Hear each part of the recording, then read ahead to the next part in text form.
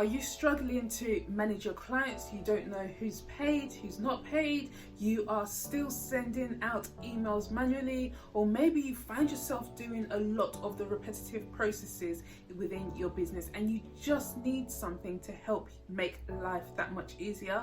Well, in this video, I am going to give you an overview of Dubsado. It's an all-in-one CRM tool that allows you to manage your clients effectively. So make sure you continue watching to find out how you can use Dubsado and make life much more easier for you.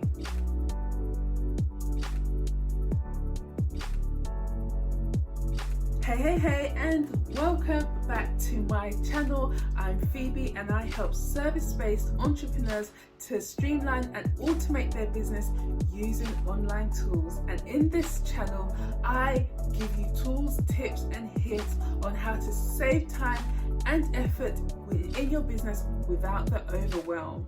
Welcome to my channel today. So in this video, I want to give you a overview of Dubsado, right? So we're going to go into Dubsado and we're going to look in and see all the amazing things that you can do with Dubsado. I super love using it. Like I said, it's an all-in-one tool that you can use to help you really manage your clients without you having to do all of the work, especially when you are a solopreneur. You know, you are creative and you get lots of people inquiring about your business, or you find yourself doing the same things over and over again, and maybe it's not your thing. It takes away that drive from your business. Well, Dubsado is your solution to doing all things manual in the back end of your business, right? No more sending the same emails over and over again. You know, you can easily answer questions, so you can set automations, workflows that allow your business to run without you. So we're going to start with the financials. So we're going to start with the dashboard here, and as you can see, you have the financials. So these are invoices that have been paid. Okay, so that in the orange is invoices that have been paid. You can also set your goals as well, so you can also set your goals for the month and things like that. Then you have open invoices as well. So these are invoices that are currently open that need to be paid by the client. And then you have revenue indicator, which kind of tells you how you're doing for the month, whether you are going up in terms of sales, or if you're going down. Then you have your recent. So this is like things that you might need to do. So maybe you have some invoices missed that have been missed by your client. So this will kind of indicate to you, let you know what's going on there as well, and this will allow you or remind you sort of to like send a reminder to the client that they need to pay the invoice that has been missed. Okay, then you have any contracts that you might need to sign. So let's say you've sent a client a contract, you will then need to countersign that contract as well. And then any workflows, so this kind of gives you an overview of workflows that need to be approved. So maybe you have an email that needs to be approved within your workflow. It will just show you how many that are there. Okay, and then also you have, click here to read more about our latest updates. Okay, so that's that. Then you have the next section, which is the calendar overview. In this section, it just basically gives you an overview of things that are actually going on within your Dubsado, like due dates and appointments and things like that. So it's actually everything that's going on. The great thing about this is that you can also sync it with your own personal calendar so that you're not double booking yourself. And I love that feature as well. So you can also create appointment projects and tasks as well. So a project is like basically a client. Okay, so we consider a project a client. And then this is an overview of what you'd want it to look like. You can have it monthly or you can have it weekly as well. Then we go down to the financials here. So this is again a bit more information about the financials. So you have your income, your expenses, and any profits as well. And on the right hand side here, you have your tasks. So any task that you have in your workflows will show up here, or you can actually manually add task by clicking add task and completing the information required in this area as well. So making private means that keeping it to yourself, so you can have teams on Dubsado as well. So that is basically the dashboard. Let's go to settings. So with the settings, you'd have to make sure you complete this so that you can make sure your brand is on point. Put your address and all of those things in, because this will help with invoicing and things like that. You can also change what you want your Dubsado dashboard settings to look like, and then client portals as well. You can put your color codes in there as well. And then let's go to international settings, so you can make sure you set this according to where you live, and you can override any currency. So let's say you don't have a currency, the currency is not here or something, you can put it in here as well. So receive money, you want to make sure, now I always say this is the most important step, you want to make sure that you have connected your Stripes, your PayPal and your Square to Dubsado so that you can get paid. Okay, if you do not connect to this, you won't get paid. And then you can see invoices as well, so you can have your tax column on or off. You can have the company name show on your invoices, and you can also edit the terms. So you can write something at the top, and then you can also write something at the bottom, and then you want to make sure that you click save all the time. You want to make sure that you connect your email, so sync your emails. If you have a Google, it's very seamless, so you can just a Gmail account, you can sync that, or if you have any other email accounts, you can use this SMTP as well. Integrations, you can connect with your Zapier account, CloudSpot, which is for photographers or galleries, QuickBooks, which is for financing, and also, which is one of their newest features, is the Zoom conferencing that you can connect with as well. So I think there are 3 different conferencing types you can connect with. I've connected mine with Zoom, so that whenever someone books, the link is automatically generated as well. You want to make sure you have your domain names as well, and then any custom mapped fields. Now I think this feature is super cool because you can create your custom mapped fields. So these are things like if you wanted to create an email and take some information from the client's profile, you can automatically put it inside the email, but I'll probably show you that a bit later on. And then you have your projects as well. You can create project custom mapped fields as well. And then you want to look at your general settings. So this general settings, basically, if you have more than one Dubsado account, you can actually turn it on so that it can identify whether there's any conflicts within the schedulers. Okay, so if you have 2 accounts, so maybe you've got one brand, one personal, something like that, it will actually make sure that there's no conflict between the dates.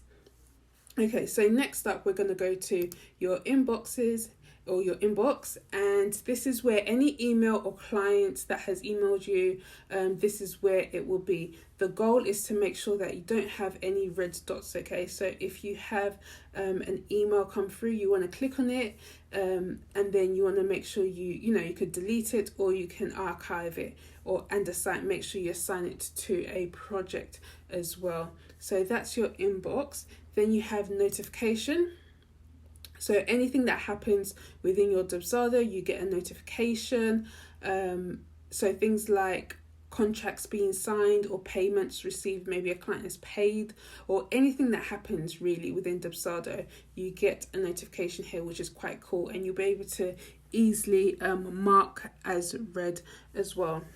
So let's go. So we've looked at the dashboard. Let's go to projects. Now the project is a super cool feature. If you have a look at it here, you have all your statuses here, and your status is about what stage a potential client or lead a potential lead or client is at. Okay, so if a new lead comes in, they feel that your lead capture, they'll probably start off here like new lead. Once they've paid, or whatever you define as them becoming a job, you'll have something here that defines that. Okay, so every account is different and every process is different. Okay, and then you can click all to see all of your projects or all of your clients. Okay, so if you want to view a client information and things like that, all you have to do is go to projects, and then you can click on the like sample client, for instance, and then you'll have emails. So any email that the client has sent to you, or any correspondence, so if you've sent something to the client, will be in this inbox as well. On the left hand side here, you have like all the client details and things like that. And can you see you have name and things like that? These are all standard mapped fields. Okay, then you can have your custom mapped fields, which will all be under here as well. And you can put in referral source. So if someone came through social media, or they came through Google or an event, or someone has referred them, you want to make sure that you've created the source, because this will reflect in your reporting as well, which we'll look at a bit later. Okay, so you have your inbox, you have your invoices, so any invoices that the client is paid or you've sent them. Any forms are kept here as well, and you can also add forms. Any appointments that you've had with the client will stay here. Workflows as well would be here. Task as well, any task for this client will be based here, and then notes. I don't really have time to go through everything, but that's a quick overview. And then we want to go to reporting. So if we go to reporting, it's a little bit more in depth with what's going on. So like I said, project sources, so where your projects are coming from. That's why it's always important to ask the client, how did you hear about me, or where did they come from, understanding where they came from as well. And then you want to have your project breakdown. So this will give you an overview of your projects and what projects are more popular than others and things like that, where you're spending your most time in. Then you have all your invoices will be here as well. And then you have your transactions. So any transactions that have been conducted will be here. And then chart of accounts, which is more finances and things like that. And then your reports. So this is basically a more in-depth of your reports. Then you have your calendar again, which is an overview, and you want to make sure you synced your calendar to Dubsado as well. And then also you see the task here on the left. Again, you have your task. You can have your task list and things like that. The boards here is a bit like Trello or Asana. You can create boards and processes within your Dubsado account as well, which is quite cool. Utilities.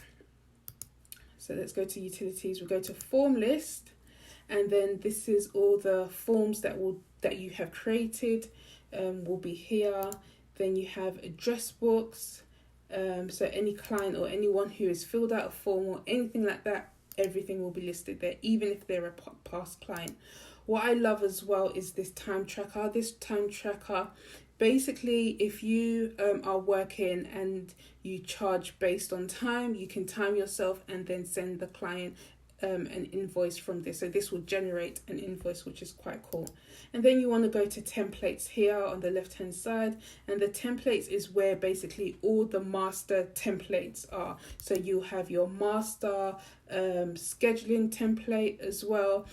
you can have all your forms, so like your contracts, subcontracts, questionnaires, proposals, lead captures, and then you also have your canned emails which sit here. You want to also make sure that your canned emails, you make sure that you have your signature as well, so you need to create a signature for your emails as well, and make sure you edit these templates as well, the system templates, so that it's custom as well to you. I always like to change this client name, so go to smart fields, which is the custom fields.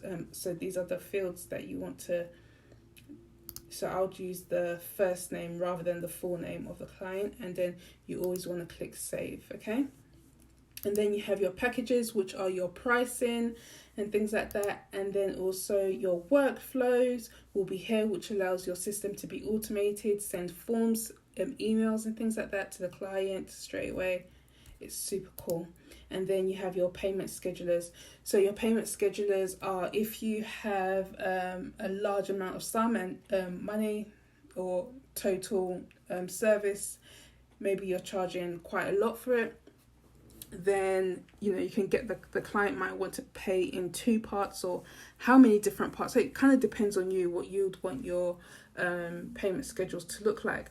But that is literally it in Dubsado. That is a super quick overview of Dubsado. Make sure you check the links in my description. So if you haven't got a Dubsado account, you can use the link in my description, and also grab my free Trello checklist of how to set up your Dubsado. Super cool, and it will help you seamlessly get started right away.